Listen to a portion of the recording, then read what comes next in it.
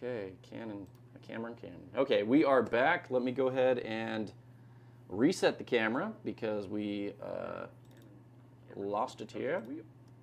Oh, we're back. Let me go ahead and reset the camera because we... Your audio sounds good. Yeah, audio does sound clear. Yeah, good. Nice, okay. Okay, there's going to be a little delay here. We're still getting this up, guys. We had to reprogram all the settings. But I think we're good. we'll see if this is back now. Let us know, guys, in the comments. Throw a comment down there. Let us know if it's a little bit clear. We're pushing 480p right now. Connect, but let's see. Get out of here. What is that? Still buffering for me. Bummer. Let's see. Does it look a little better? Totally. What a bummer. Unless it's like maybe my connection between OBS and I wonder if we could just really go back to like super simple. Or what if we just do the screen sharing? Maybe just having static images will be a little bit smoother. It might be. Because every time we move, it's going to have to send more data. Yeah, so the problem is when I go to screen sharing, I can't see what's happening with the stream, so that's the only downside with one monitor. Okay, so Reno, so you guys are going to see this little pop-up down here, but okay, cool. We got the desktop here. So let's go ahead. Still buffering a little bit, but you're also on the crap Wi-Fi, so I am. Maybe if the person's internet was a little bit better. So are people able to still hear our audio, or does it keep stopping every time it buffers? Yeah, is there audio during the buffering, or do we lose everything? Just wait for those comments. Yeah.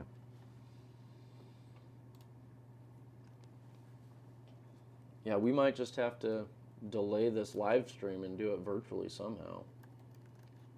We have so much good content we wanted to talk about, all the new stuff.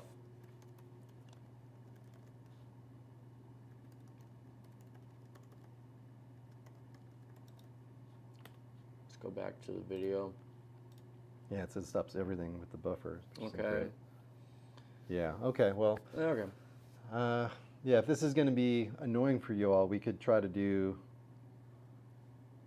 this on a different day when we have better connections. Yeah, Jim, Scott, slow mode means that someone, they can't spam messages. You basically put a message out every 30 seconds. So slow mode is a setting to make it so that it's easier to read the comments. Yeah, it looks... Oops, touchscreen. Can we do audio only? I don't know. It's still gonna send, it's still gonna try to send audio.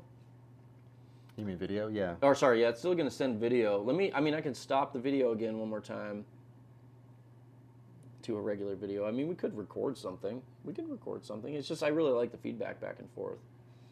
Yeah, exactly. Well, I think what we could do is, yeah, we could always regroup and figure out what the right format is.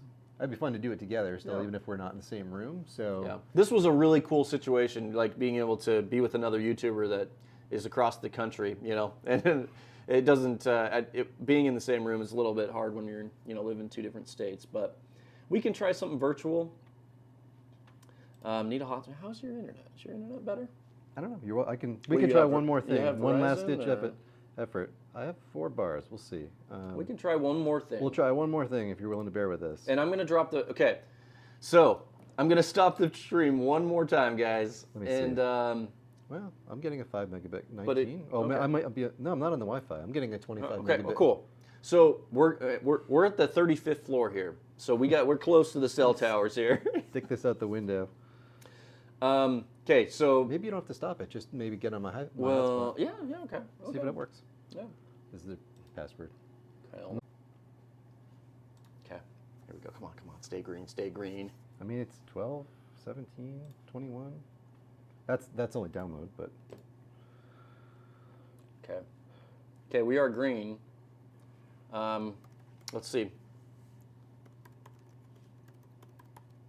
Yeah, YouTube doesn't support just an audio. It's a video platform. But hey, I'm showing green now, so we'll see if it's a little bit better.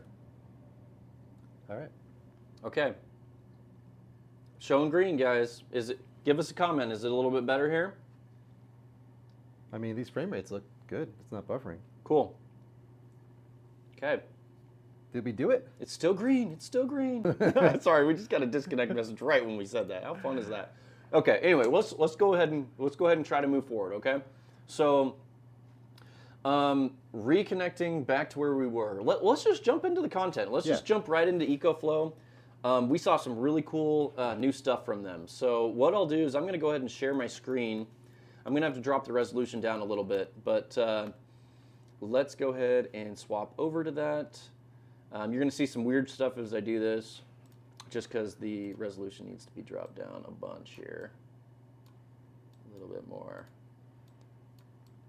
Okay, so the pictures are going to be a little interesting because it's the resolution's so low, but hopefully you guys can get a point. It's mostly talking points here. So we are going to minimize this now. Okay, so let's break into the EcoFlow stuff. So really, really interesting stuff from EcoFlow. Yeah. I was very surprised with the stuff that they released. So let's talk about the 3 smart devices first. So I'll break down the first one. This was actually an electric lawnmower. This is completely automatic, autonomous, and it has a lot of safety features built in. That would be my first worry whenever you look at something. Go over and start running over plants, but just like what you get with a smart vacuum in your house, it has LiDAR. It has a kind of like, what would you like, a Wi-Fi post almost? Yeah, it seems like what it is, it's some sort of a post. It's almost like a beacon, and I think it uses that almost as like a local GPS kind of thing, so it understands where it is relative to that stake in your yard, I suppose. Yeah, and basically you just map out your yard, and it will automatically go out. It has a 2-hour run, mostly metal. I was very impressed. Yeah, and it goes down to about a little over a 1/2 inch and up to 3.5 inches. So you got a lot of customization on how high you can make the deck. There's the picture of the bag. This is basically, it's pretty small. The bag's small. Yeah, I thought the bag was pretty darn small. You're going to have to change it quite often. What they said is the app would alert you through a notification to say, hey, the bag needs to be emptied, and you have to go out and pick it off and dump it somewhere. So I would imagine for, a reasonable sized lawn, you'd be emptying that, I don't know, 5-6 times. Yeah, if you cut your lawn like every day, you set this thing to just go out and do its daily process, wouldn't be as bad. Yeah, I think maybe with these more robotic lawnmowers, it's about frequency. Yeah. I'll do it weekly, but this might want to just go every other day or something and just have it be shorter cuts each time. And but one thing I thought was really nice, the app seemed really slick. We grabbed some video of that. We don't think we have pictures of it, but to map out your yard, all you do is you have the app and you just walk the perimeter of your yard, and so it will capture that sort of complicated polygon, I suppose, and this will stay in that. And they said you can actually set up multiple zones, and it will trace that, and then it uses the camera to fine-tune. So it doesn't just use those coordinates, it actually uses the camera and the LiDAR to find the edge between the pavement or dirt and the grass and keep itself on track. Yeah, one thing that we got from EcoFlow when we were kind of talking to them about this, and this was what's really cool about being able to meet with these people in person, is they have 2,000 engineers working for their company. And the products that you see are their ideas and their planning. They don't ever, go out and buy someone else's stuff. This is like fully EcoFlow that designed this. Very, very cool information that we learned about the lawnmower. Here's a little bit more information about it. It does have some Wi-Fi or some SIM cards online, so you can track it via location. So if someone steals it out of your yard, you'll know where it is. It did have a 2-hour runtime on one battery charge, so I'm guessing it wouldn't be too bad. And we already kind of talked about the virtual boundary automatic stuff. So anyway, it's kind of like they wanted something fancy to release at CES, I think. Yeah, it's a very CES kind of product, I would say, where it's very flashy. There is, somebody asked about pricing. They didn't really have pricing on this. It was above $1,000 for sure. Yeah, I'd imagine it's going to be a pretty expensive product, but for some people it might be a good thing, but it's definitely, flashy. A niche product, yeah. For sure. This is just showing off what their engineers are capable of. There's going to be people out there that have extra money that want to spend on stuff, and this would be a cool gadget and be like, hey, neighbors, I got my lawn cut automatically. Yeah.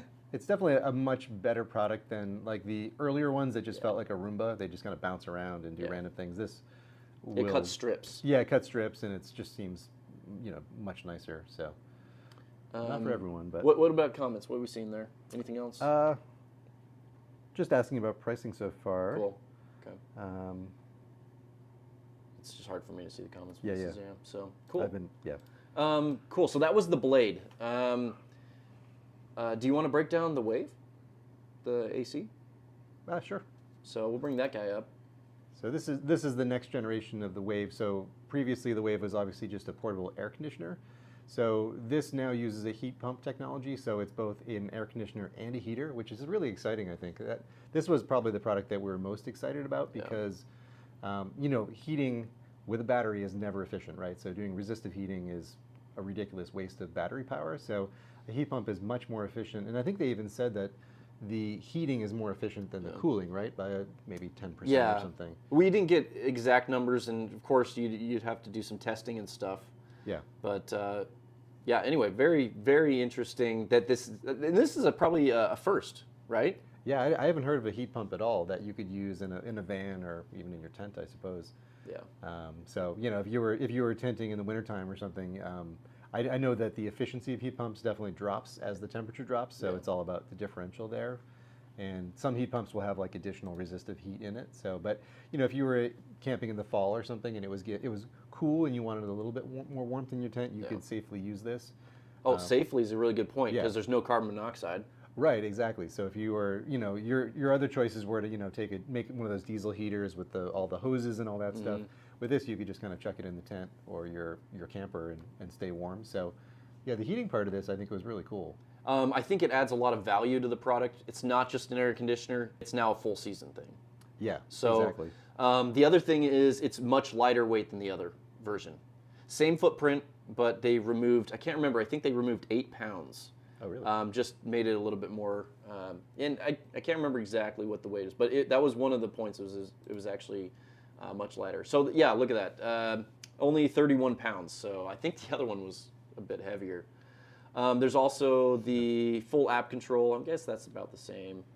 Yeah, and you can see that very first line there compares the heating versus cooling. So you're getting 5,100 cooling BTUs, but heating is 6,100. So it's a decent amount more, 20% more, I guess. One of the best things about EcoFlow is it fits into their ecosystem. They are the only company out there. It's basically like Apple. They have this full ecosystem, right? The premium products, and they all fit together. So this basically plugs into all their same ports on any power station, in addition to expandable batteries, that type of thing. So there's a question about square footage, like how much this can. I don't think we really got much information. So yeah, but if you look at the BTUs, usually like a 5,000 BTU air conditioner is going to do around 250 square feet. So this is a pretty small unit, but it'll do a small bedroom, or it's perfect for like a teardrop camper, a small RV. I mean, it's going to do small spaces, but I mean. What was kind of funny is they had this in a van. Let's try the video again here, just so you guys can see what we're talking about. But basically, they had this camper van, really nice Sprinter van that they kind of really decked out. And then I was standing behind it, and I was like, where is this cold air coming from? I was like, wow, this is like cold. Yeah. And then I turned around, and 5 feet behind me, they had this exhaust. And it was basically the exhaust of the heater. So it was pumping out cold air instead of hot air, what you get with the air conditioner. So pretty interesting. Carrie Rogers is asking about price. Did you get anything about? I didn't hear anything on price on really any of the new products. Yeah. I think they're still working it out. So yeah, I mean, you would just have to look at the existing model. I think it came in around $1,200. And for the SEER rating and the heat pump factorability or whatever, I mean it's probably going to be a little expensive. Yeah. EcoFlow usually has a little bit of price on their stuff. But the fact that you are getting two things, right? Like normally you'd have a diesel heater or some sort of heating source and a separate air conditioner. Yeah, and it's lighter, so I think whatever it is, it's worth it. But yeah, I think there's some really good comments here about you know how cold the heat pump will work to. So it sounds like 40 to 50 degrees from your experience. It does depend on the model, but I've seen that some that go down. I think Mr. Cool was kind of advertising that their new heat pumps go down to like 10 degrees. They're still efficient down to 10 degrees, but it looks like Kevin here mentions that his is only going to 40 degrees, which, you know, that means you can use it spring and fall if you're in a cold climate. Winter, not so much. Yeah, exactly. Reno Allstate says his was working down to negative 15 degrees this winter, so pretty interesting. Still heat in the freezing cold air, apparently. Price and so PM's mentioning in his opinion existing model plus 15%. So yeah, the new that would be a good jump, I think, with adding that whole second feature of a heat pump, only jumping the price up 15%. Yeah, that would be nice. Yeah, that'd be ideal. So shifting gears. The comment here, not really shifting gears, but EcoFlow really stepped up the River 2 and the Delta 2 LFP upgrades. I hope the Delta 2 Max is coming soon. Maybe you just make a little bit of background how we got to talk to some EcoFlow engineers. Yeah. Not the details, but just...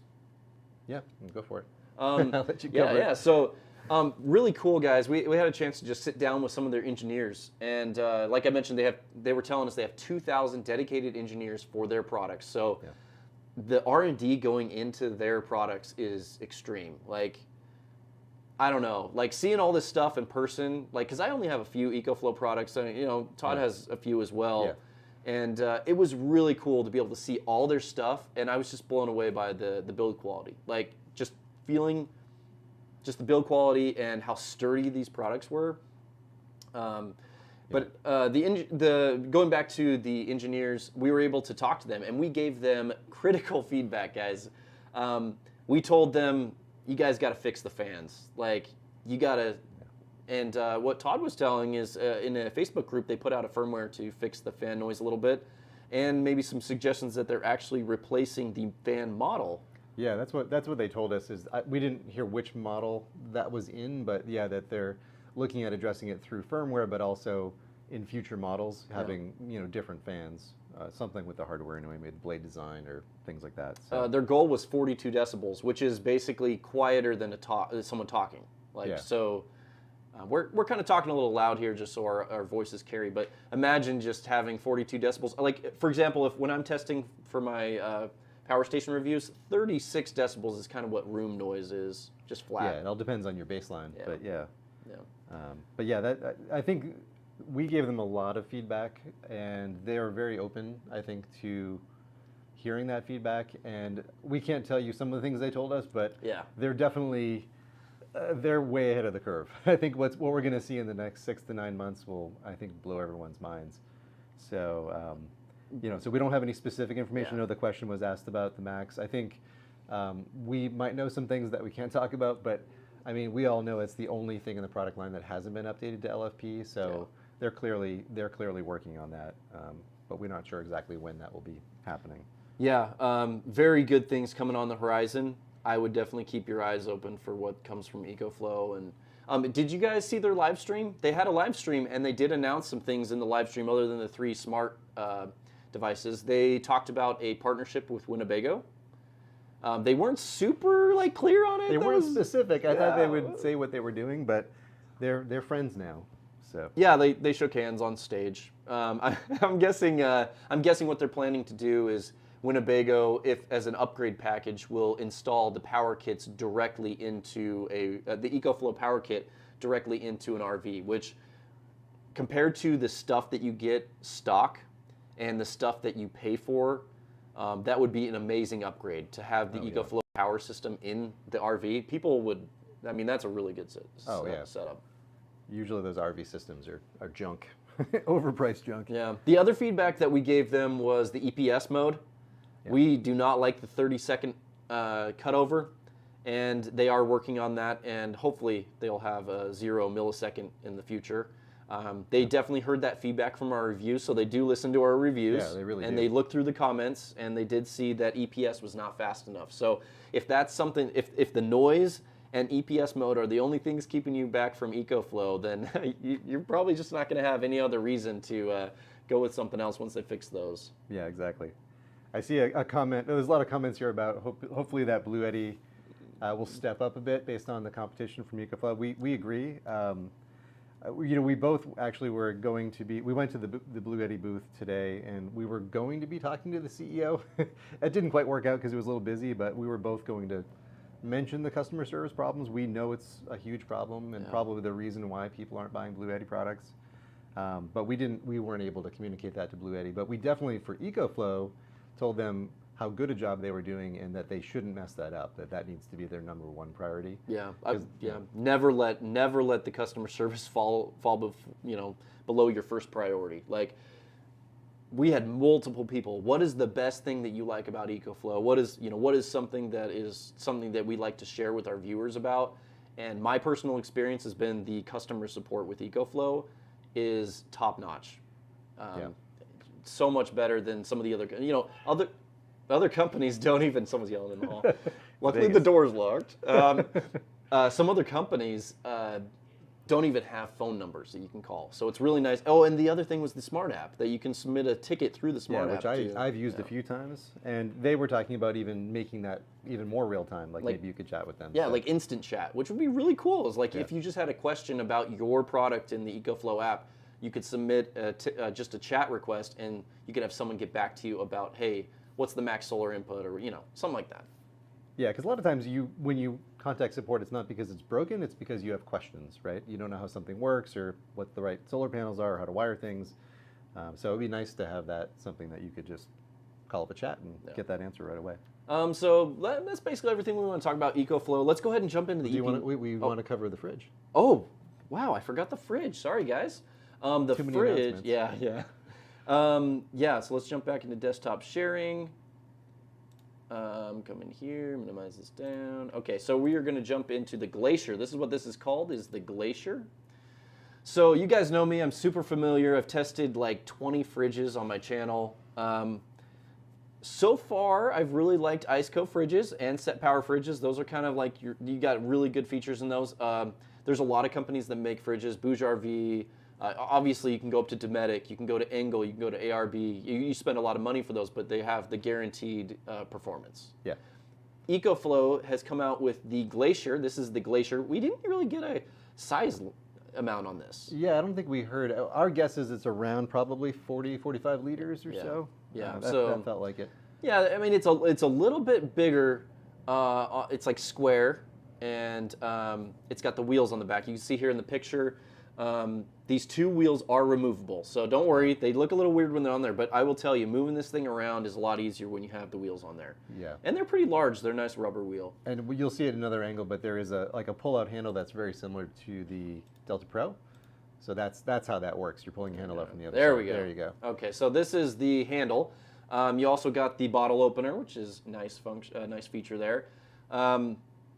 Yeah, the build quality on this was actually a very late prototype. Some of the parts were 3D printed, so I'm still in the works here, but there's a closer picture of the wheels. And the display on this was really nice. Was very nice. I liked that it, so this is, so let's bounce back to the second picture. This is a dual zone, but it has a removable divider, meaning that it can be a single fridge. If you take out that middle piece, it's one zone. So you can run it as a fridge or a freezer, but you have the ability to put the divider in, and that will give you a fridge and freezer combo. And the touch screen allows you to change the temperature in each one. Yeah, you can set the temp for each zone. Some of the cheaper ones, you kind of set one zone and it leaks into the other one. Yeah. It's not precise. So this is a true dual zone. And then it has this other big feature. Do you have a picture of the... I don't. You're going to have to kind of sneak on the side here. You'll see...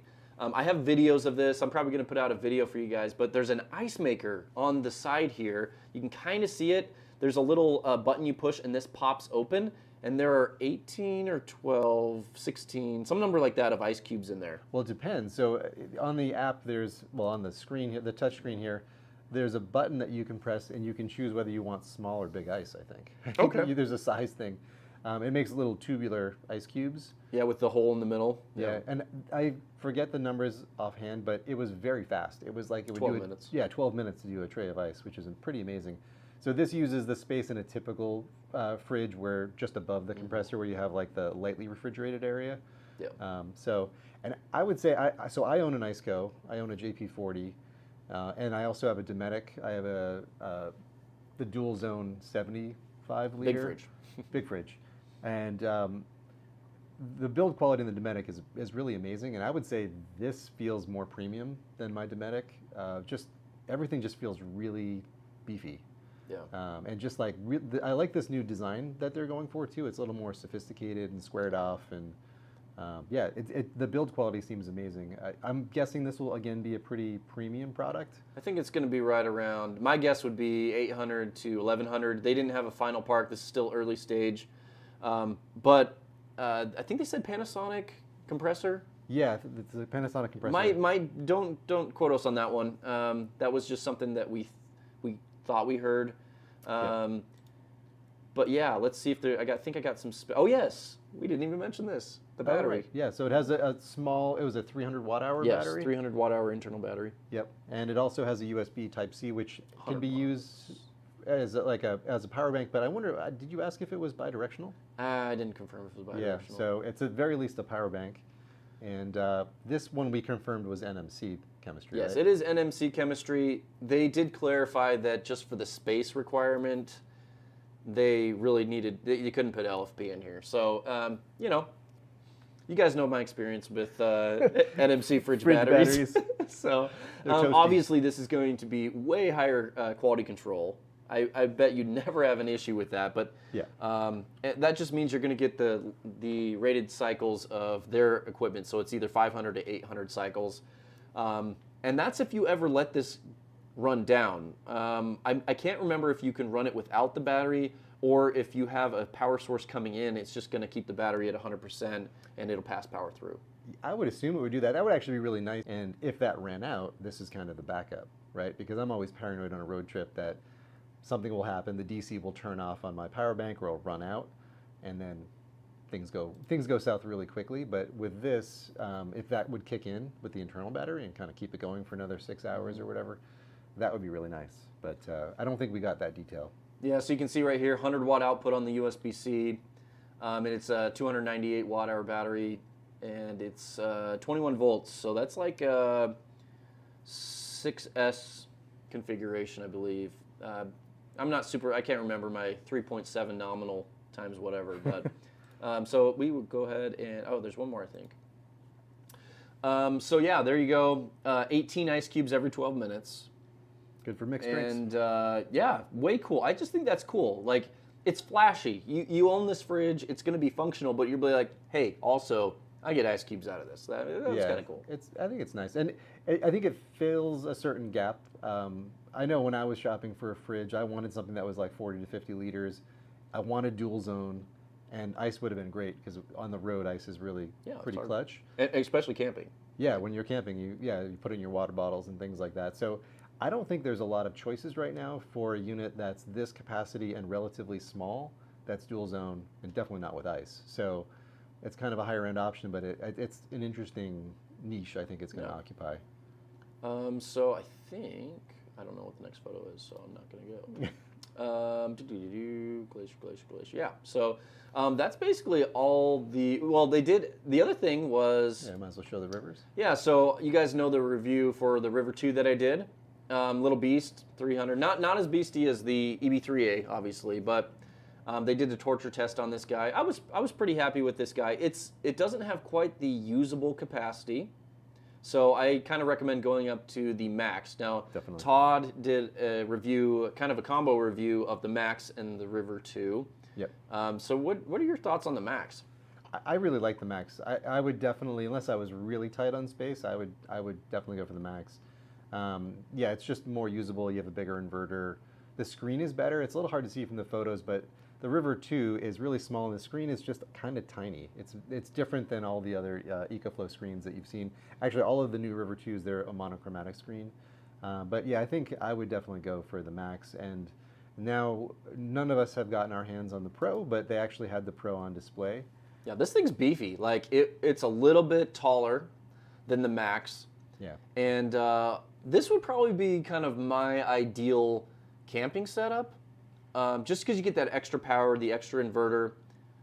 You might be able to run a coffee maker off that 800. Is it 800 or 700? I can't remember. I think it's 800. Okay. Does it say? No, Oh, it doesn't. Yeah. Yeah, that's the problem with, I mean, this type of size, just not EcoFlow, but just in general, this kind of sub 1 kilowatt hour size is, you know, it's kind of on the fence on a lot of stuff, right? Like a coffee maker you might not be able to run, or a microwave you probably can't run. Yeah. So, yeah. It's mostly meant for your mobile electronics, iPads, charging up cell phones, maybe charging up some flashlights, things like that. Yeah. But also perfect for running a 12-volt compressor fridge. It's got the 200 watts of solar, and this is a real 200 watts of solar input. Yeah. And you can run things like TVs and fans and, you know, those kinds of appliances, just nothing too huge. But this one looks good. I think when we saw them in person, it's essentially the same as the Max, except it's just a little bit taller. So it's kind of more how Goal Zero would do their Yetis, where they just get taller.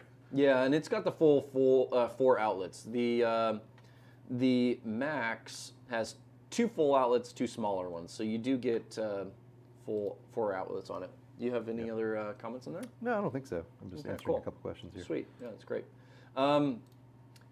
So let's just briefly, that's basically all the stuff from EcoFlow. So if you guys have any questions about EcoFlow, let us know. You know, that stuff's pretty sweet. I was pretty impressed that they came out with the different products. Yeah. The Max is, so the Max is the best 500 watt hour power station. Yeah, I agree with that opinion. That's that great. would be my choice as well. I don't think I would go with anything else. Just because, yeah, everything's good. The app's good, the support's good, it has all the features. Yeah. Okay, so you were asking this question. Yeah, so that small internal battery, 300 watt hours, yeah, it'll be 4 to 6 hours. It really depends on ambient temperature and what you have the fridge set to. Yeah. If you have it set to 1 zone and 38 degrees, you'll get probably maybe 10 hours of runtime off that internal battery. You run in freezer mode, you won't get that much. Yeah, exactly. All right, yeah, let's go. Let's keep moving along. I know we burned through a lot of people's time earlier, so yeah, sorry about that, guys. And I don't know. What do you want to hit next? There's one other question. Okay. I'm waiting for the EcoFlow Pro. Yeah. I will likely buy it. Was hoping Bluetti. Okay. Yeah. So let's jump into Bluetti really quick, just because we didn't show the EP90. So the only thing that was new from Bluetti about on the show was the EP90, and it was very impressive. I'm not going to lie, this was quite the power station. It's almost not a power station. This is a home backup solution. So we'll start. I can start here and keep going until Yeah, I would say it's almost like the power kit kind of mentality in some ways, where it's like a bunch of really compact. Like I think the density of this was really impressive. Yeah, and you guys are going to see this was. They took the engineering up to the next level. So it's called the EP900. The batteries are called the B500. It has a 9,000 watt inverter. Like that is, and did we verify 240? I'm sure it does 240. It must do 240. That's a good question. We'll have to follow up on that. So these are the batteries. These are the B500s. They're just a little bit bigger than the B300s. And the B300Ss, I'm sure they weigh over 100 pounds because the B300Ss weigh 80 pounds. But I mean, they're very simplistic. I like the design. The white and the gray just kind of looks nice. And you'll notice there's no cables. Right. The cables are in the gray paneling on the side of the battery. So they kind of just hidden the cables and made it much more condensed. Here's a closer look of the EP900. There's no display. Everything is through Smart App, I believe. Yeah. Very different, guys. This is quite different than the AC500 for sure. Yeah, it doesn't really feel like a consumer product. It doesn't, like even the AC500, it's just a little plasticky and it feels like there's a lot of dead space in it. This feels like something that you'd have, installed professionally, and it's really beefy. Yeah, so check out these cables. So The top and bottom, the orange is the positive battery, the black is the negative, and basically this is a middle battery. So the 2 connections on the top go to the inverter, the 2 connections on the bottom go to the second battery. And I mean, look at these. These are hardcore 48 volt battery connections, very secure. And I loved that it had a DC shutoff circuit breaker in the middle. Like, it just feels like they're going away from power switches and kind of just making it so like it's more safe. You can really shut the whole battery off by flipping off this circuit breaker. Yep. And I think they said, it's funny because the sign said 15 kilowatt, but each one of these are 5. They said it would go up to 20 kilowatt for this system. And yeah, I do wonder about the 240. I wonder if you have to connect 2 together. We should have asked that. Yeah, we didn't. That's the one thing that we just kind of forgot about to cover. Yeah. So here's a closer look at that. But let's solar input. So this was interesting. This unit had 3 solar inputs. Yeah. But they said that the real, like the full version that was going to come out, production unit was going to have 2 solar inputs. And it was going to be a total of 9,000 watts up to 500 volts in series. So it's a big boy solar charge controller in here now. You can go up to 500 volts in series, up to 9,000 watts, and that is through 2 independent solar charge controllers. One is going to be 6,000 watts, the other one is 3,000 watts. Does that sound about right? I think that is right. I feel like this is an interesting alternative to an all-in-one unit and server rack batteries, right? Because those are 5 kilowatt, this is 5 kilowatt. This is kind of tidier in some ways, and you don't have to worry. When you watch those server rack batteries, like making sure your wires are as short as possible, but they're balanced in the length and all that stuff. I think they're figuring that out for you. So it's a little bit maybe easier to put together. And just, I think it looks nicer. I think the design of this is really slick. And here's just an example, the AC500. Look at the cables on the side. That's really the only, oh man, it's just, if they could have consolidated the cables a little bit, maybe with like a 90-degree cable, because this takes up quite a bit of space in my storage room where I have this, and it kind of makes it so I can't open the door all the way because the door hits the cables. So you can kind of do like a weird figure-8 twist to it, and it kind of tidies it up about half the space, but they still do take up quite a bit of space. It's almost the same width as the unit itself. I've found. I have the same thing, and it takes up a tremendous amount of space. And we were telling everyone that would listen, just to not do this anymore, like to either put in a right angle connector or to have some sort of integrated pin system, and you could just stack them. So we talked to a couple different manufacturers about that same problem. Very cool. We're going to talk about Zendure here in a minute, and they have a really good solution to that. There's what it looks like from far away. You can see there's no cables coming out of this thing. This is all manually connected up to the grid or to a transfer switch. Right here they have this connected up to a transfer switch, but it's all custom wiring. There's no like cables that this comes with to plug into the grid. There's no RV socket. The power that comes out of this is 9,000 watts, and it connects directly into a transfer switch. And at that 9,000 watts, it only makes sense that it's 240. Like that's there's no way that you'd have 60 amps at 120 volts. So I did take pictures of the instructions. I'll see if I can find them as we're talking. So let me while he's looking up that, let's go ahead. So many pictures here, guys. Now this is just so many cool things right here. This was really cool. This company came out with a stainless steel mesh tire, and apparently it has like a longer lifespan, and it has more grip than a rubber tire. I just thought that was really cool. That was cool. So let's go through. I think the next one here. Maybe we can jump into Jackery because that looks like it's the next step on my list here. Yeah, whatever you have there. So let's jump back. Let's just see if we're missing any comments here. Okay, so Katie and NH, the Bluetti battery is really nice. 500 volts. PMs mentioned 500 volts. Better be careful with that voltage. Very true, guys. High DC voltage can kill you.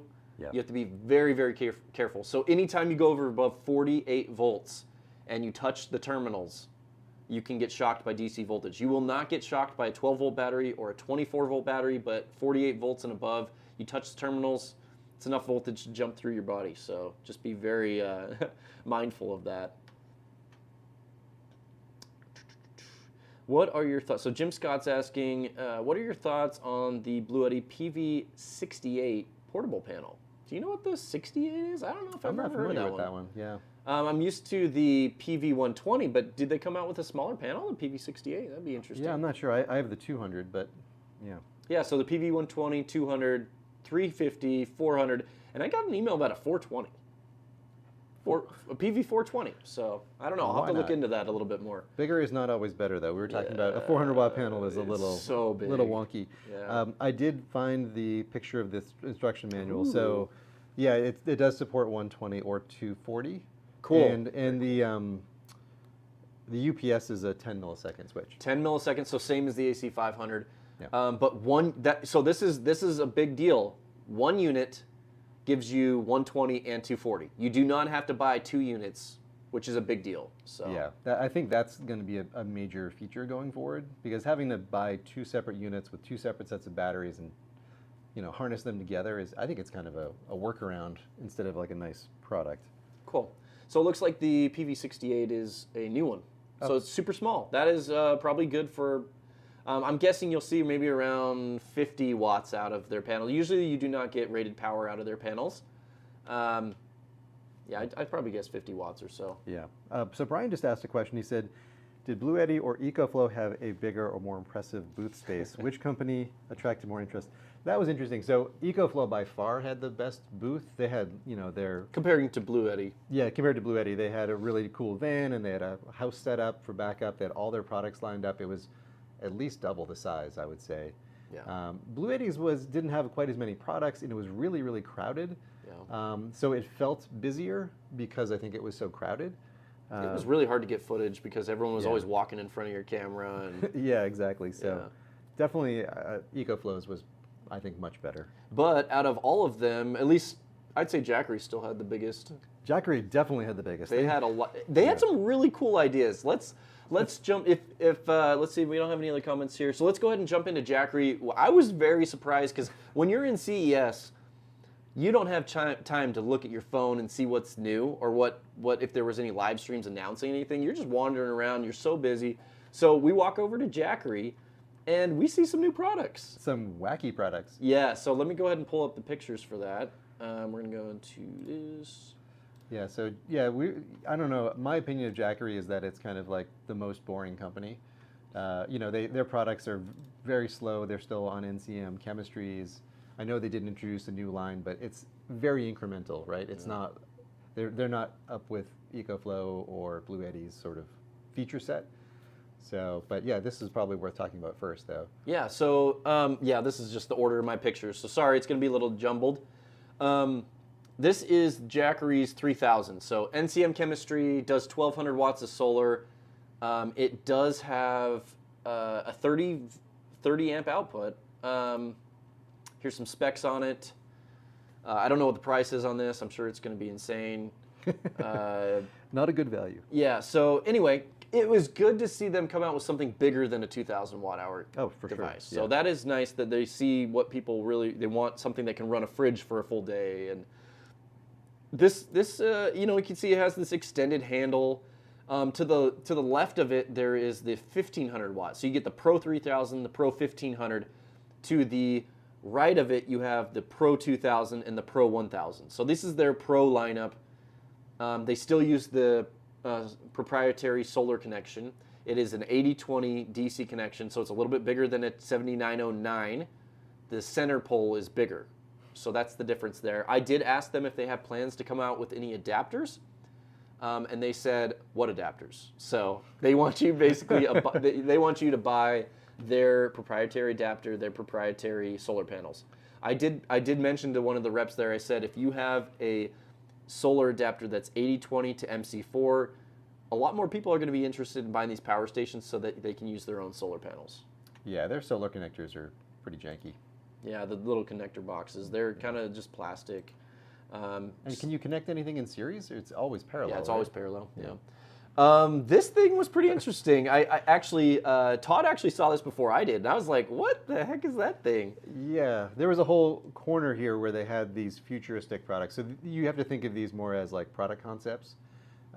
They're 2, 3, 4, 5 years out, or maybe Yeah, they'll never at least come out. 3. Yeah, at least 3. Yeah, and this first one, I was trying to look up what the name of it, but basically this thing is a huge wheel essentially, and it converts kinetic motion into electricity. Yeah. And so the idea with this is, I guess it has a handle and you can just run with it if you want. But I don't know. It's what their high-speed, pitch dude. was is that you would somehow connect this to the back of your car, and as you're driving down the road, this thing would be spinning and it would be generating electricity, which is interesting. They're also saying that inside this, in the middle, is going to be a 5 kilowatt-hour battery. So it's going to be large enough that it won't kind of bounce around too much, but also the G's in this thing got to be insane. Yeah, so I don't know. It seems like, I mean, it's interesting. It's the only thing the first time I've ever seen something that uses kinetic energy. Very cool concept. I would say maybe they'll have a warning on this. Don't go above 55. Yeah, I don't know. It's supposed to be like a rubber coated thing. You can kind of, this handle extends out, so maybe you could go on a run or something and can, you know, I'm guessing that, I think it said it would charge within 200 miles. Yeah, they said it was pretty quick to, I mean, 5 kilowatts is a pretty big battery to charge up. So what is that? Let's see what that is. So we take 5 kilowatts and divide it by 200. That's going to be 25. What am I doing here with this math? Charging rate. Oh, actually, while you're doing that, I found the name of it. This is the Jackery Light Cycle S1. So yeah, 5 kilowatt hour battery. They don't specify the chemistry, but we all know what it will be. Yeah. Ultra fast recharge time. So solar charging in 2 hours. So it actually has a solar charge controller, and that's if you have the 500 watt Solar Saga times 8. Yes, 500 watt panels. So they're planning to come out with a Saga 500 and have 8 of them in parallel in this thing. Yeah. And then it says wall charging in 1 hour. So Yeah, that's 5 kilowatts in 1 hour. So you're going to need some serious Yeah, I'm wall almost like chargers there. 240 It's or going to something. melt your things. And yeah, it's a kinetic energy recovery system. So it will be fully charged if you hang it off the rear of your car in 200 kilometers. So Okay, so less miles. yeah, Yeah. my brain is not I very think it's quick at- 120 miles. I remember 200 was something, and so it looks like that. But anyway, let's move on. I'm sure people are, they got the idea here, but we don't want to spend too much time. There's some specs there, and it looks like we jumped into the Vegas loop. Let's see if I can find anything else about this. I kind of... Do you have the other Jackery things real quick, or do you want to? Yeah, I know. I thought that. Okay. Well, there's a picture there. Somehow I missed this. Yeah. Okay, so let's go to... Okay, so I was just taking a picture of the Saga 100. Okay, this was the coolest thing, and no other company has done this. I give props to Jackery here to think about this idea, but basically this is a 200 watt wind turbine. Very cool idea. I thought this was excellent planning ahead, and to get a full 200 watts out of this, I don't know how much wind you would have to have. Yeah, I don't know. But very cool idea. There are definitely places in the world where it's just breezy, and if you could just put this thing out there and supplement your solar charging with a wind turbine, I think that's really cool. Yeah, I mean, I know people have been asking forever for EcoFlow to release the one that they had mentioned. So yeah, and this has basically dual understanding is that these work much better when they're higher up. So Yeah. I don't know, at ground It level. might be telescopic. It did have some, like a tripod of 3 legs. Yeah. And they did say this was out by at least 2 years. This is not something that's ready for... Absolutely, yeah. So, and that's called the Jackery Air W. And if you look down to the left, there is a Jackery Space Pro, and basically this is just a huge battery that has 2 25 watt panels that pop out of it. Yeah. So it could trickle charge, but I can't remember. It does have, you can see it has some EU connections on it. So maybe that's a Chinese connection. I'm not sure there, but anyway, just another This one product. apparently has a 5 kilowatt battery as well, and it has a 3,000 watt inverter, so it's a pretty big unit. This one clearly did not have a battery or electronics in it. It was very light. Yes, it was just totally a concept here. It was a mock-up. I mean, it's good to see them going in the direction of home backup in a sense, but as you can see, comparing to the EP900, it doesn't really compare at all. Yeah. I think that's everything for that. Yep. Any comments on there? Yeah, people think the wind turbine is cool. Yeah. I think it is. I think it would be nice to start seeing some options out there for it. Yeah. Let's just jump into this really quick. This was a really cool thing. So underneath the Las Vegas Convention Center, Tesla has made or the boring company. Yes. Which is boring as in putting a tunnel in, not the boring company. Get it? But basically, they have a bunch of Teslas in these tunnels that are constantly going from one station to the next. And there's 4 stations, actually 5 stations, and it's free during this event. You go down and you just sit in line and you jump in a Tesla. So this is me riding in the Tesla on the way to the West Station. You can see it's just wide enough for the Tesla. It kind of feels like you're going to hit the walls. Yeah, it's a little claustrophobic, and these are driven by people. I thought they were going to be auto Yeah, just driving, completely but autonomous. Yeah. nope. So Not people yet, are very anyway. carefully driving in these narrow tunnels. Yeah. That's looking out the back, so you can see we just left the station there. And this is a fast way to get between. This convention center is the biggest thing I've ever seen in my life. This thing is, there's 5 different buildings. We didn't even get to see one of the buildings at all. It was just, there's just no time. I guess if you stayed the whole weekend, you could probably see that. But this is on the way back. So we split up on the way there, and then we got in the same car on the back. We actually rode in a Model X. Yeah, we needed to do that. This is the first time we waited for a Model X because I've never ridden in a Model X before. So pretty cool. A little bit more spacious in there. And this was, excuse me, this is when we were coming back into the station. And it was a pretty smooth process. Yep. And there's the Model X there with the scissor wings. So anyway, I thought that was so cool. You don't have any emissions in the tunnel. You don't have to worry about carbon monoxide. Yeah, it was really fun. And it was just a really cool little thing. It was free. Usually, I think it costs $7 to have like a day pass, but they were just showing it off for everyone. So anyway, yeah, that was fun. Pretty cool there. Let's see what we had here. Lots of stuff here. They had an F1 car that was completely autonomous, no driver, not RC. This is all AI driving this race car. So pretty interesting there. We won't take too much time on that, but I thought that was pretty cool. What about the DeLorean really quick? Should we talk about the DeLorean? Oh, yeah. This is the front, I think. No, this is the Fairway. No, that's the Faraday Future. There you go. Yeah, that's the DeLorean. Check out this is a full concept version of an electric DeLorean. Just very interesting. If you're familiar with Rocket League, it's kind of something that came out of Rocket League. It's a video game, but oh, yeah. really, really cool. Kind of like a Tron look to it. Obviously, it's concept. There's no windows on the side. But not street legal. Very cool to see just something brand name coming back. I think it'd be really cool to see a real DeLorean EV. Oh, yeah, someday. absolutely.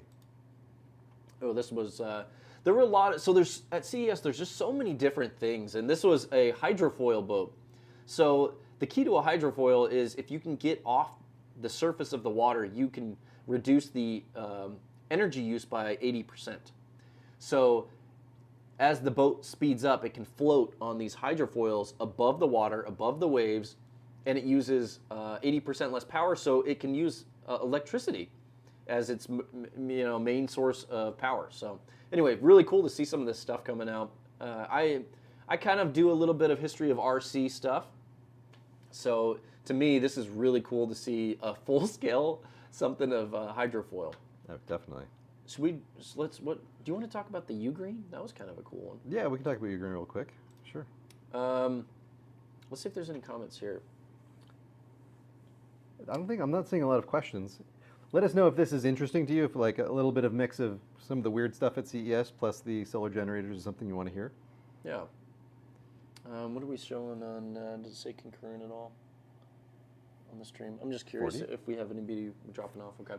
I know it's late for you guys on the East Coast, so really appreciate you guys jumping in. I also have that thumb drive for that other solid state thing. Oh. I mean, there were a lot of questions about that. We could actually maybe jump ahead to... Yeah, let's what's up? Okay, so he's just talking. Maybe cover that comment while I'm changing. Sure. So we're gonna unplug something here really quick, and I'm going to get. I actually might have some pictures of the Zendure or the solid state. Let's do Okay. solid state. Yeah, so we had some questions earlier in the live stream about whether or not we had run across a true solid state power station, not a semi like Zendure, but like a true solid state. And the last thing we went to at the end of the day, we found this new company I think it's called Yoshino, I suppose, is Yeah. how you pronounce it. And this, I think we're all extremely excited about. This is the first truly complete solid state battery. This is not semi-solid state. This battery, there's no fire risk. I was actually pretty impressed by the life cycles. Yeah, I think it was 2,500 cycles, which is, I think, really good. Yeah. So this is their debut as a company here at CES. This is their first year at CES. This is their first type of product. They have 4 different models. This is the biggest one. So let's see if I got a little bit more detail on this. Okay, so there you go. This is the B4000 solid state, and it puts out 4,000 watts. It's a pure sine wave inverter. And the crazy thing about this is because it's solid state and it has the ability to push out so much kind of discharge ability for the battery capacity, it's only 2,600 watt hours, but even though it has a small battery, it can still put out a ton of power. Yeah, so I think one of the things we were saying is the naming convention is a little confusing on all their products because the numbers refer to the inverter size and not the battery capacity, which is kind of how we're used to talking about it in the industry. Yeah. So just keep that in mind. It says it's the 4,000, but it has a what was it? 2,600. 2,600 watt hour battery. The other thing that's really cool about this one is it is unlimitedly expandable. He said you could hook up 100 expansion modules to this thing. Yeah, which was really crazy. Yeah, so solid state battery, it's very energy dense and it's lightweight. This thing right here weighed 55 pounds, which was 10 pounds less than the AC200P, and the AC200P has around 2,000 watt hours of capacity. This has 2,600, so it does have about 600 to 700 more watt hours for the same footprint and weight. Yeah, oh, well, actually, sorry, 10 pounds lighter. Yeah, so the density was really impressive. Yeah, 2,600 watt hours, and the dimensions are 21 by 10 by 9. So I mean, it's really quite small.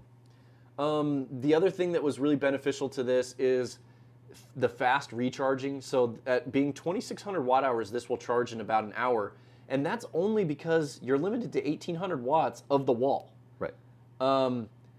Because I don't think because it's the first generation, they just kind of want to see how things go. But if they could definitely charge it faster at 240 volts. They could charge it because solid state chemistry can really take a beating on power input and output. You could discharge it and charge it much faster than other battery chemistries. So very cool there. You can just kind of see some of this stuff here. Let me read some of the specs.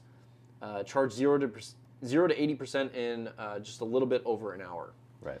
I think I have a picture on the side. Oh, there's a guy there. Here's a picture of a solid state battery. So this is cool here. This is one of the cells. I think this is 16 amp hours. Very, very small for 16 amp hours. I was very impressed with the size of this battery here. Yeah, it was nothing. Yeah. And then they had a smaller one. So they had 4 sizes actually. Yeah. So the smaller one being named the B2000, like I said, like Todd was talking about, the naming convention is a little bit off. This is a 1,300 watt hour, slightly heavier than what, like an EB70, you think? I mean, this is pretty lightweight. Yeah, it was a really comfortable thing to pick up and move around. We we were saying this one would probably be like the perfect unit for most people. This one, I don't think is expandable though. That was the one downside of that. Oh, yeah. Let's go back just really quick. The solar input. Oh yeah. That was the one downside to this. For the 4,000. Yeah, for the 4,000. They were saying that basically they saw this as an opportunity to improve in the future, but it only limits to 600 watts charging input. So if you had like 10 of these things hooked together, well, they're expansion batteries. You get one inverter and then each expansion battery, but only 600 watts to charge via solar. So and we didn't really have any information on the expansion battery, so maybe they would have solar input on them like the Bluetti batteries, but. Yeah, I think they heard pretty loud and clear from us that they probably need to upgrade the solar on this 4,000 unit. When they said 600 watts, we were like, you sure about that? 600 watts? Yeah. But, it's not bad. 2,600 watt hours, 600 watts. It's under 5 hours. It's right around that 5 hour mark. It's going to be really close. Yeah. So at least you can get it charged up in a day. Yeah, and the B2000, which just, again, I think we have to keep repeating it because it's confusing. 2,000 watt inverter, 3,500 watt peak. And the capacity is 1,326. and that has the same solar charger as the 4000. So I think at that size, it's appropriate. So 600 watt charger with a 1300 watt hour battery. Yeah. So that one is good. I think that's a much more balanced unit. Yeah, but this was, I'm glad we found this right at the end. Yeah. Like, this was literally, we were leaving. It was like almost 5 o'clock. We're like, we got to get back for the live stream. We got to get some dinner. It's like a real long walk back to the hotel. We saw this and we were like, we could spend 25, 30 minutes talking to these guys. And we did. We talked to them for a long time. Very promising. This is just first gen stuff. You got to remember all these other companies that we're aware of, they have gone through 2 and 3 generations. They've had a chance to make things a lot better. And this good of a device in first gen is really cool. So Definitely. I know the second gen is going to be really cool. Yep. And we don't have to belabor it too much, but they had 2 other smaller sizes. So they had a 660, which again is 660 watt inverter with a 1000 watt peak. So that one's actually enough that you might be able to run a microwave or one of those kind of spikier appliances that have startups. And that one is 600 watt hours. And then they also had the smallest unit, which was crazy light. Remember how light that it was like 10 pounds. It was teeny. Yeah, and that was the B330, and that's only 10 pounds. And that had somewhere around there. I can't remember. Yeah, it's 10 pounds. Okay, cool. And 240 watt hours, 241 watt hours, and 330 watt inverter. So that one was great. It was super lightweight. Sorry, I have video on all this stuff. I just had a few pictures. So yeah, it was not too bad there. I was pretty impressed with their first lineup. Let's see. Let's see if there's anything else here. Let's go ahead and jump into. Was there any comments there we should cover? Nothing. They were asking whether we think it's made in Japan. I think it's probably made in China. Yeah, that'd be my guess. Yeah, we did get a little bit of background on the naming, but we're not really going to cover that too much. Let's go ahead, as we're looking at the comments, let's go ahead and talk about a new company that we found, Ugreen. I was impressed. Yeah, we were surprised by this. So Ugreen is, you might have some of their products. They're very similar to Anker in that they sell, USB wall chargers and things like that, little cell phone accessories. Yeah, so that's what the brand looks like. But this was the kind of one of the really exciting 2,000 watt hour power stations that's new to hit the market that we saw. I mean, they have on the left here, that's a 1,000 watt hour unit, so kind of competitive to the Delta 2. Doesn't have nearly as many features like a 1,800 watt inverter. So mostly exciting about this 2,000 watt one because if you look at the top, it's got a recessed area for an expansion battery. Right. Let's see what other pictures I got of this. Yep, so expansion battery there. I think I got something here. Okay, so this is basically expandable to, they said at least one device, because this is early stage. This is kind of a mock-up, but it has this really cool trolley that it sits on and this extendable handle. I just thought it was really nice for a heavier unit like this to come with this stuff. This is not an accessory. It comes with that trolley and the handle on it, and it has fast charging, it's expandable, app connectivity, lithium iron phosphate. You think of anything else that was on there? Oh, if you zoom in, it had a really high power USB-C. The first one that was, I think, 140 watts, 140 watts right there. Yep. And we were going around telling other manufacturers that they need to start including that on their units now that this one has it. Yeah. Now that the new standard with the MacBook Pro is taking 140 watts charging through USB-C, 140 is the new standard, guys. And this company, Ugreen, is one of the first to have the 140 watt on their unit. So they kind of beat EcoFlow and Bluetti to that. That was kind of cool. Yep. So yeah, really good display. I mean, there was nothing really to complain about with this unit. I'm kind of excited. We did get a chance to kind of connect with them and hopefully get some contact information to move forward. I'd love to kind of test this one out in the future because it checks all the boxes for a power station that someone would want. And hopefully the price would come in at a competitive level to some of the other companies. Yeah, I would imagine it would be competitive. It's good to see a company entering the space and doing their homework and basing the designs on market leader like EcoFlow instead of saying, oh, we'll make it like Jackery, right? So Yeah. like they ticked all the boxes of things that we think are important for a modern power station. And I think they were saying that they contracted with, I forget the battery manufacturer, but apparently it's like a really high-end automotive battery manufacturer to make these units for them.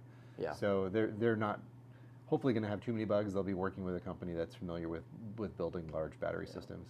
And they said they do plan to have a smart app with a support ticketing system that tracks everything.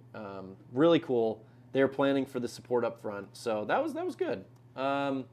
Do I have any other? Yeah, so just those pictures there. They did have a unit that competed with the EB70 and something around the 1,000 watt-hour level. So they do have a couple different units, but the 2,000 watt-hour one was the most exciting to me.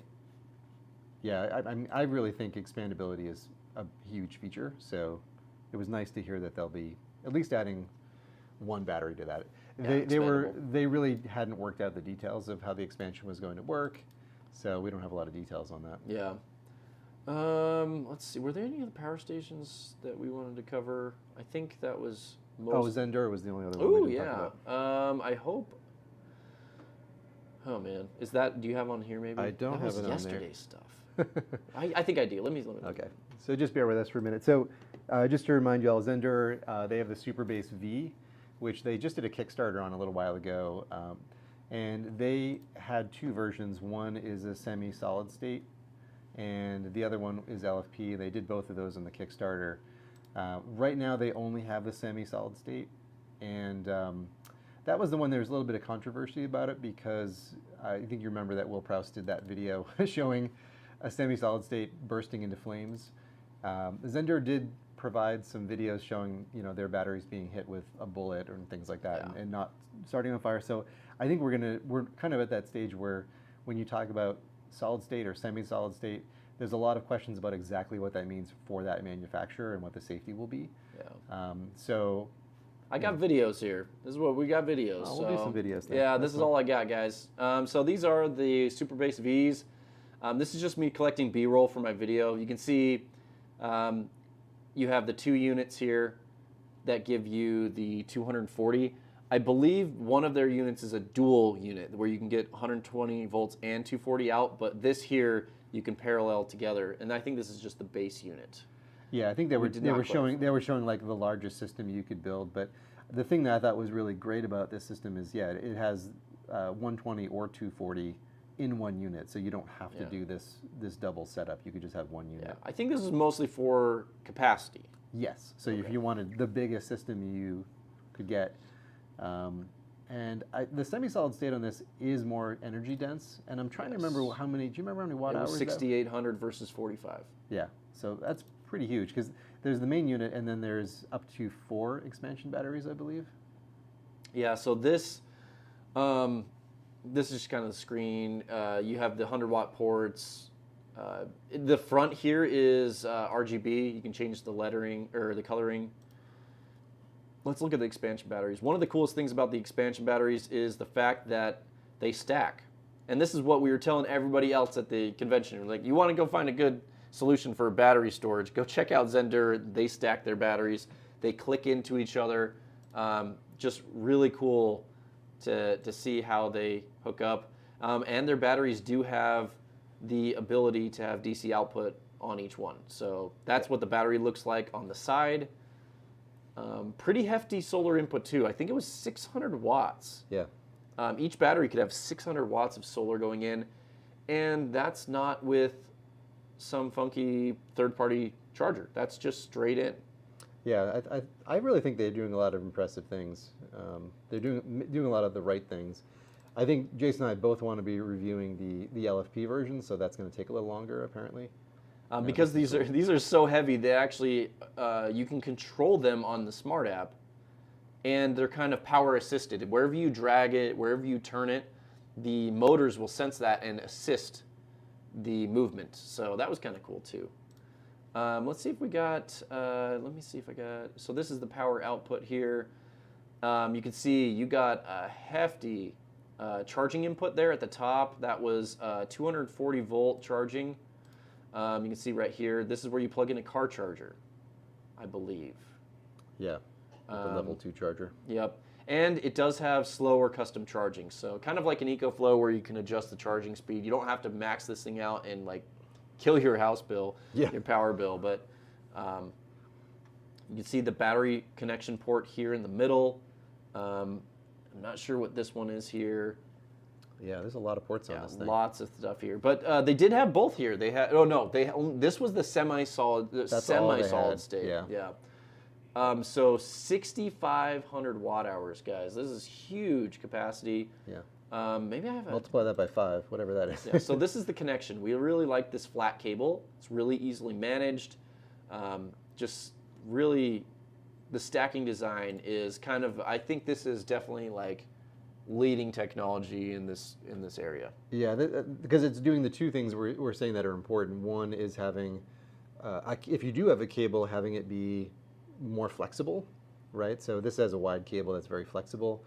So you only have one connection between the last battery and the main unit, and then all of the other expansion batteries are just, pin-based. You just stack them together. So yep.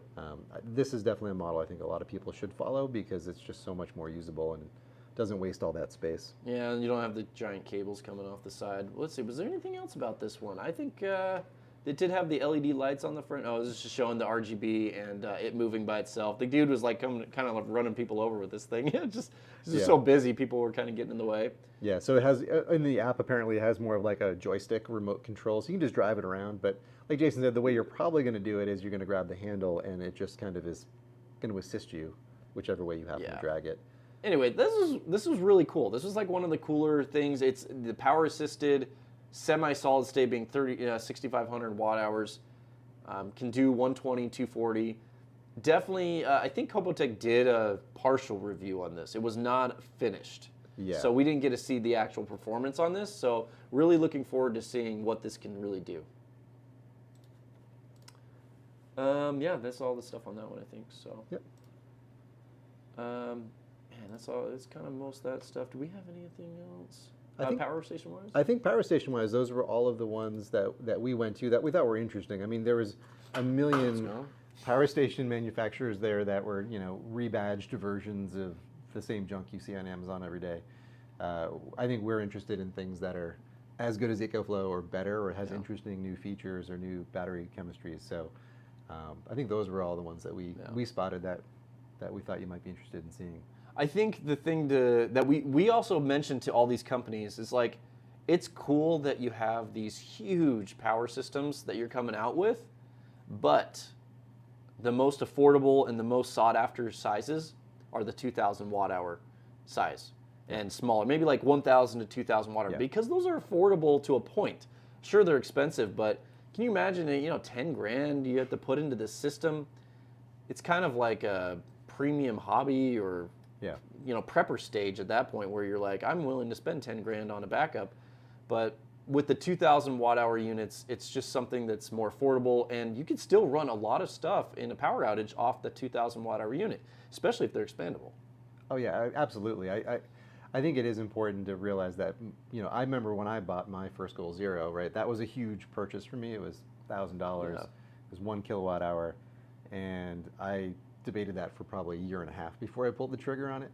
So yeah, I think having something that you can get for $900 or $1,000 and maybe expand if you need to, because we were mentioning that to EcoFlow that it'd be nice to start with something reasonable and then add to it. And not everyone wants to do a whole house system where you have a transfer switch and things like that. You just maybe want to plug your fridge into it and use an have extension a power cords. strip and plug in critical appliances and be able to move it around. So.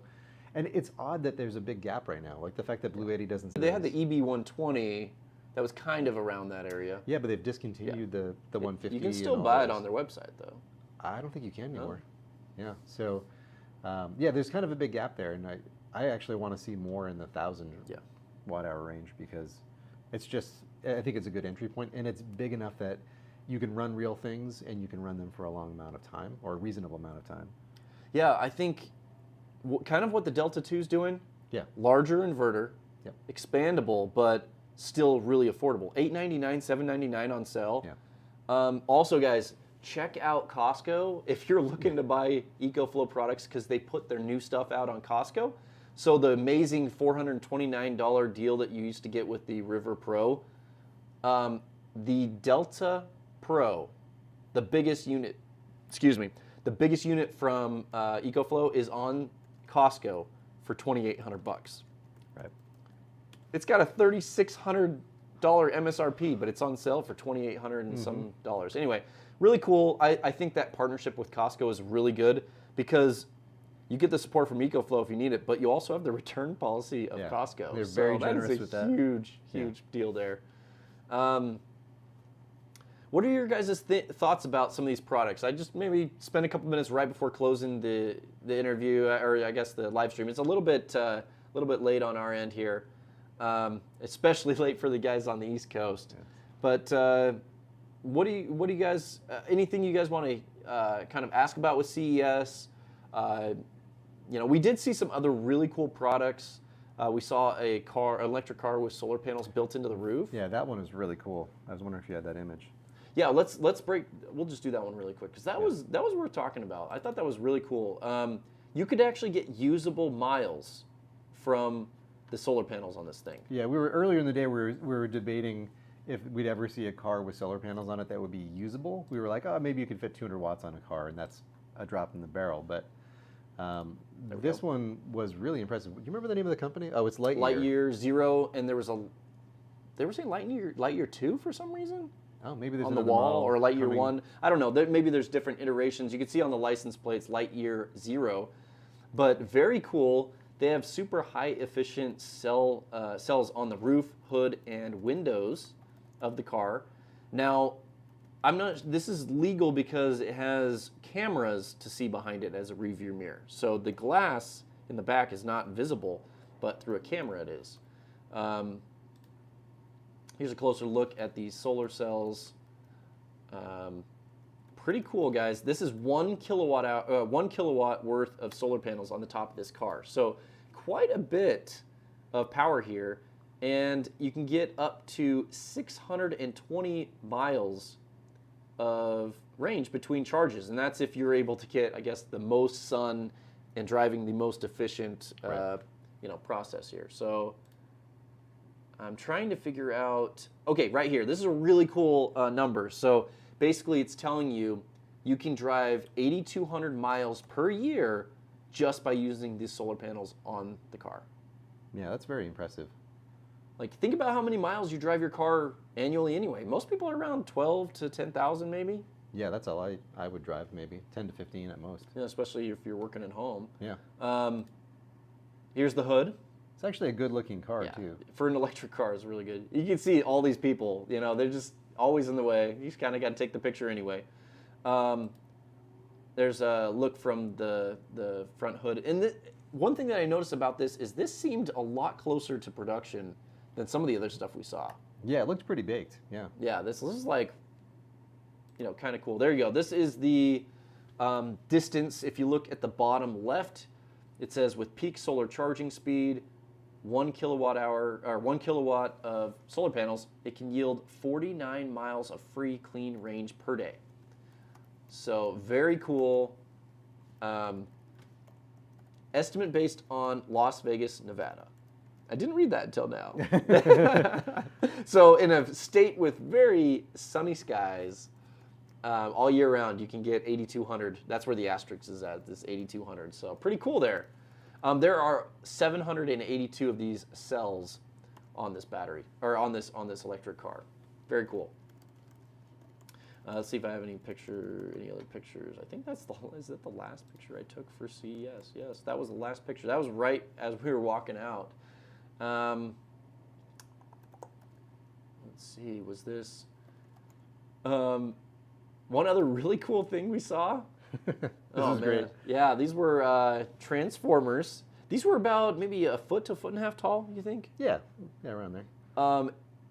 Maybe you guys can Google this one, or I guess Todd got some amazing footage on this one. So you'll make sure you have to check out his video. Yeah, I'll be doing a CES video. He'll be doing CES video. But this thing drives around like an RC truck, and then it unfolds to become Optimus Prime, and then folds back up and drives away as a truck. Yeah, and it was amazing. Like, this thing could do all these combat moves so it's hard to see in a Yeah, static picture, but this thing was doing like crazy moves and balancing on one foot and moving its arms around. It, you know, is really, really impressive technology in this. And didn't you say it had, how many motors did it have in it? Servos? 18 servos.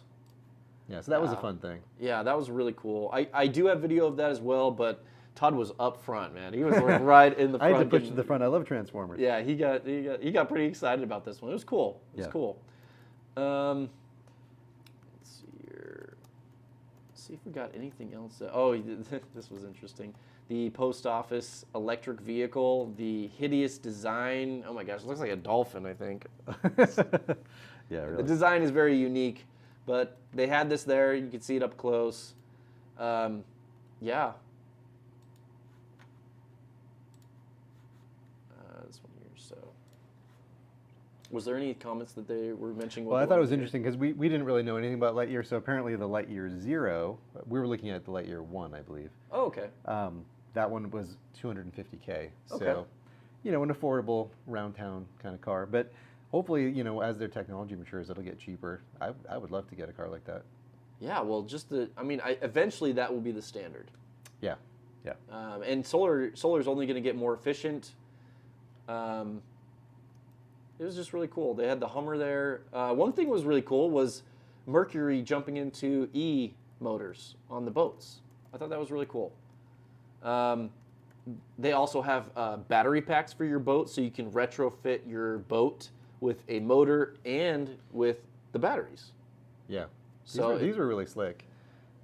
I spent a lot of time trying to figure out if I could get an electric outboard. I was looking at Torqeedos, which were the first company to do this, and I don't know, they had a lot of problems. So it's kind of cool to see Mercury getting into this. And I thought there's a really nice looking Very set clean. of outboards. Yeah, super clean. And it definitely felt like they were ready for production, or maybe they already are. I don't know, but it was really good looking. And the smaller ones, like the one in the middle, actually the top comes off and the battery pops in and out. yeah, so it's a one-piece design. And then if you have a larger unit like the one on the right-hand side, which I think was a 35 horsepower engine, which is really big for an electric outboard, they sell, you know, large like 5 kilowatt hour and 2 kilowatt hour batteries, kind of like the home kit batteries from EcoFlow, and you can stack those up. So just really cool to see that people are transitioning over to electric everything. You know, it's just some people are really excited for that. You get a lot of benefits to electric, lots of torque, high efficiency. Let's see if there was... Danny just asked about Bluetti improving customer support in 2023. We talked about that earlier, and we don't really know. We didn't get a chance to tell them directly how much of a problem it is. In every review we do, we get so many comments with horror stories. So I really hope that they get their act together this year. You know, I have... we were really hoping to get to talk to the CEO about this. Todd kind of had an interview set up, but it was just so busy, and he did not seem interested in reviewing or talking to us. Like it was just, he was just had a lot on his plate. You could just see that there were some larger, you know, YouTube channels maybe getting interviewed, and that's fair. There are bigger YouTube channels than me. Yeah, and we were just, you know, small fish. But I probably will kind of continue to make it a point to them to say that Bluetti makes some decent products. They innovate, and I've had very good experience with my products. I did have my EB3A fail. I didn't give you guys an update on that, but it took 3 weeks to get a response from me sending from my personal email account. So that was not me trying to do a YouTube connection. I took my personal email account and emailed Bluetti saying, hey, my EB3A broke, DC output doesn't work, here's pictures, here's everything. You know, I'd like it replaced. And so it took three weeks for a response. And not super impressed by that. I just before I left on CES, they got it to my house, the replacement. So I just barely opened the box. It did appear to be a brand new unit. It was all the plastic and wrap and everything. So it looks like they probably just shipped out a whole new unit. But I feel for anybody that has issues with that, we see it a lot on the forums and on Facebook groups, that Bluetti does need to improve on their customer service. I think if they did that, they'd be able to hold pretty steady in the market. Yeah, So I'm sure you guys have experience with that. So yeah, we've both had some issues with our AC500s too. So not exactly a flawless product yet. yeah. Well, cool. If you guys have anything else right before we end here, just throw a comment in there. We'll just maybe touch base on it just a little bit, maybe just like 5 minutes more. But anyway, this has just been, you guys probably didn't hear all the stuff at the beginning, you know. Because it wasn't working. Yeah, it wasn't working. But this is the first time I got to meet Todd in person. He is an awesome guy. If you guys are interested in kind of the same type of thing, he has excellent videos with, this is like him being on the camera for like the first time officially. I'm never on screen. I'm Mr. B-roll. Yeah, he has tons of excellent B-roll in his videos. He does voiceovers really well. And so in his videos, you just get eye candy the entire time. So a little bit different than my videos. But if you guys haven't seen his channel, he does really high quality reviews. He does excellent testing on them. So check out his channel. And Thank you, we Jason. were kind of just talking about that at the very beginning, that this is really cool to be able, you know, we kind of connected through email and YouTube comments, and then we jumped on Instagram doing a bunch of DMs back and forth. And then we both found out, hey, we're both going to CES. Yeah. Let's hook up. And, you know, it was cool to be able to actually do this live stream in. So thank you for the iPhone pulling through with this. This is it's amazing. I forgot they were on my phone this entire time. So hopefully you got unlimited data. Yeah, it's fine. Yeah, so most companies have at least unlimited high speed. Yeah, there you But let's see what some of these comments are here. PM asks, have you looked at the Aptera at all? Have you? Is that ring a bell to you? It doesn't. I'll have to We Google didn't it. see. We didn't see that. Shalom Aziz, Bluetti Australia customer support is bad here also. Nah, that's not good to hear. Firework Colorado, your audio is working fine, just a little buffering on the hand movement. Yeah, we are on a wireless hotspot right now. Yeah, we're on my iPhone. But you should have seen the stream off the hotel Wi-Fi, man. They must block consistent traffic hardcore, so we were not getting priority there. Oh, this is the Aptera. It's a. Oh, yeah. That thing's wild looking. Is that a plane? Is it a car? Yeah. I don't even know what it is. You know, they definitely didn't have that at CES. Yeah, so that's another. I guess it's a vehicle. It's a car Electric vehicle. that has solar panels embedded on it, but Actually, maybe it's a hybrid. I don't know. I mean, it's on a road. That's all I know. Yeah. But yeah. We did not see that. Yeah. We would But- have definitely noticed that. You know, maybe we missed it. Like I said, we didn't Yeah. even touch. There's one at the Venetian Expo Center.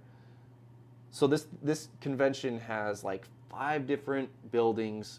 Each building is like the size of a high school or bigger, way big. I mean, huge, right? And there's just so much to see. It's kind of like a maze. So there's some stuff that we probably didn't catch. Yeah, we probably. I guess we saw maybe a third of it. Yeah. I mean, it's Yeah. so big. Yep. And we definitely kind of prioritized the stuff that we wanted to see for the channel. Yeah. There was a question here about whether we have reviewed any wind generators. I think that was Jim asking if we have. I know I haven't. I don't think there's really a lot of sort of commercially available wind generators that you can buy right now. Yeah, that's, from my understanding, they're kind of, some places they're illegal for some reason. I don't know if they're an eyesore to have on top of a building. I've heard some code doesn't allow that. But I think it'd be really good. Another way to supplement your solar is through a wind generator. Yeah, I know I would be very interested in trying one out. So it was pretty cool to see Jackery coming out with that plan. Yeah. You mentioned earlier that EcoFlow originally had something? I think they mentioned it somewhere, somehow. Like a forum or something?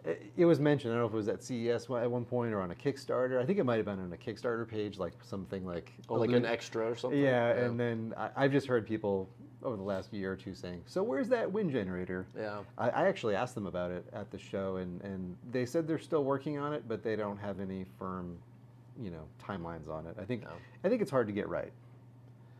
Yeah, okay, so it says, Jim Scott says, yeah, sometimes due to noise. Yeah, I can believe that. Yeah, I mean, when those things get going, it's like a helicopter, basically. But Yeah. it would be nice to be able to get an extra 100 watts, 200 watts, maybe even 400. I've heard 400, it's kind of like the max that you'd get out of a small, portable wind turbine. Yeah. You probably, and I'm guessing it might be a little expensive, too. It's kind of, not very common, so... I think the problem with turbines in general is there's so many moving parts. They're really complicated machines, and you know, if you get a gust of wind and it doesn't catch itself and have a safety kick in, I mean, it can just rip itself apart. Yeah. So, I don't know. I think it's hard to make something that's reliable and that also works when there's not that much wind. But it would be nice, you know, the sun's only really useful for a couple hours a day, so.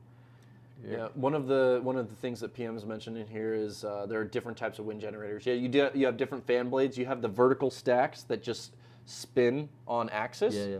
And then you have the one that we saw with Jackery, where it's an actual like propeller design, and both have different benefits. I've heard the vertical ones are a little bit better for just different directions of wind because they'll just spin.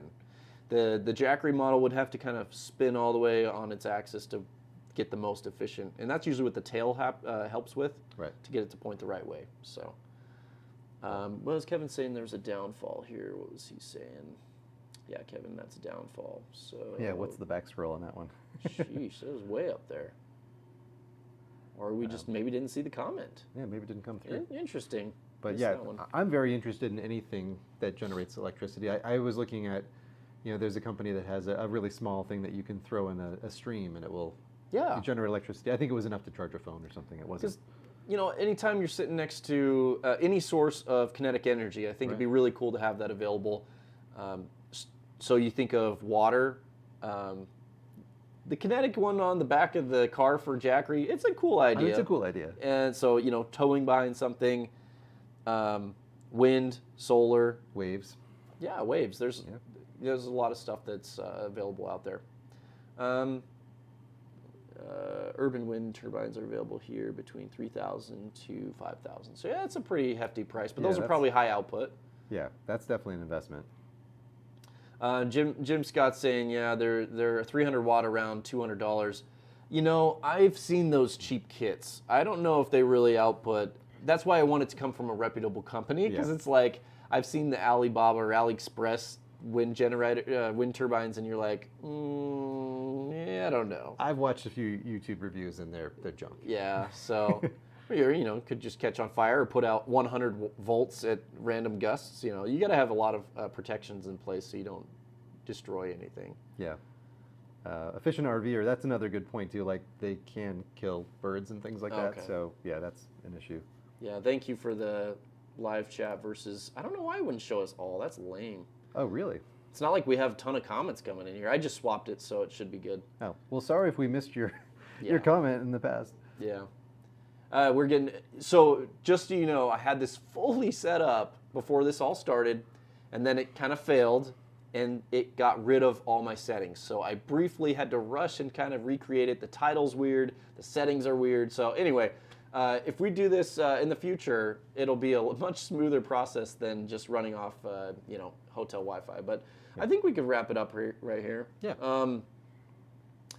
Anyway, it's just, thanks guys for watching. I know it was a little bit later, but really cool to be able to have this live stream with Todd. Like I said, check out his channel. I think a lot of my viewers kind of go between our channels because we both kind of focus on the same thing. Yeah. So if you guys have really just any questions on this, I'll save this as a video so you can go back and comment on it. So hopefully you guys can, if you guys didn't check it out because it was so late and had a chance to watch the live stream, you can check it out. But yeah, it'd be really fun to do this again sometime. Yeah, I agree. Cool. I'd like to do it. So anyway, guys, thanks for tuning in to the CES 2023 live stream. I hope you guys have a great night. Yeah, thanks all. Bye.